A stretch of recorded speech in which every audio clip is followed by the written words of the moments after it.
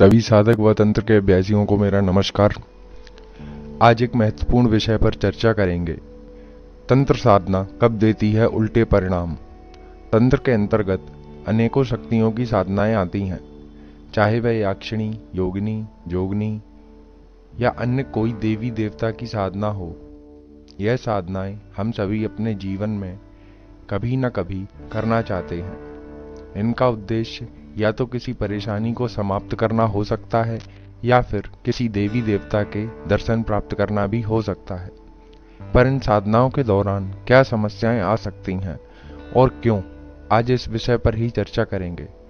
कई बारी हम अपने आसपास साधनाओं से जुड़े गंभीर परिणामों से पीड़ित मनुष्यों को भी देखते हैं। ऐसे लोगों को देखकर मन में घबराहट भी होती है। आज इस वीडियो को देखने के बाद आप इन सभी परेशानियों का कारण व निवारण दोनों ही जान पाएंगे। साथ ही साथ अपनी साधना को करते समय क्या सावधानियां रखनी है वह भी बताई जाएंगी, जिससे आप अपनी कोई भी साधना सफल बना सकते हैं। आगे बढ़ने से पहले आपसे अनुरोध है, कृपया चैनल को सब्सक्राइब और वीडियो को लाइक अवश्य कर दें। इससे मुझे जानकारियां देने की प्रेरणा मिलती है। तो आज हम एक सरल उदाहरण से पूर्व बात समझ लेते हैं। मानते हैं कि एक अमुक व्यक्ति, जिसे हम पंकज का नाम देते हैं, पंकज अमुक देवता का भक्त है और उनकी भक्ति किया करता है और उनकी कृपा लाभ भी पंकज पाता है।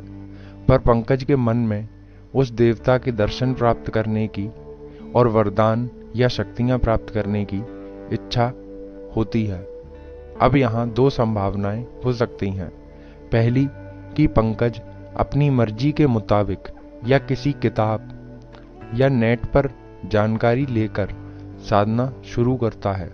अब पंकज ने जो साधना विधि पढ़ी या देखी सुनी है, वह मंत्र और साधना विधान पंकज के अनुकूल नहीं होगा।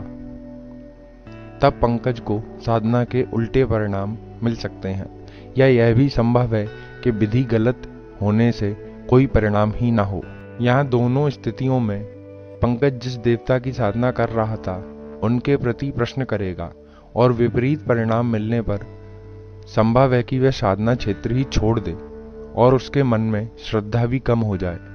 दूसरी स्थिति में पंकज किसी योग्य गुरु से साधना तो सीखता है, पर वह उनके द्वारा बताए गए नियमों में जोड़ तोड़कर सरल बनाने का प्रयास कर साधना शुरू करता है। अब इस विधि से की जा रही साधना भी विपरीत परिणाम देगी।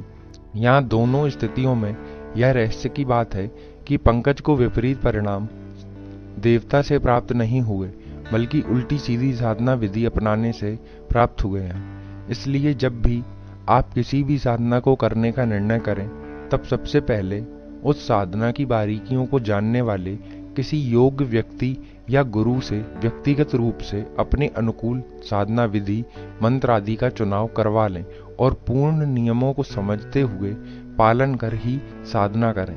यहाँ अपनी भावनाओं के अनुसार नियमों में कोई जोड़ तोड़ नहीं करें। इन बातों को ध्यान में रखते हुए यदि कोई साधना की जाए तो वह साधना पूर्ण रूप से सफल हो सकती है। इसी तरह की साधनाओं से जुड़ी जानकारियों के लिए कृपया चैनल को सब्सक्राइब कर दें। जल्दी अनेकों साधनाएं भी अपलोड की जाएंगी और निःशुल्क रूप से उन्हें सिखाया भी जाएगा। अंततः आपसे सहयोग की आशा करता हूँ। नमस्कार।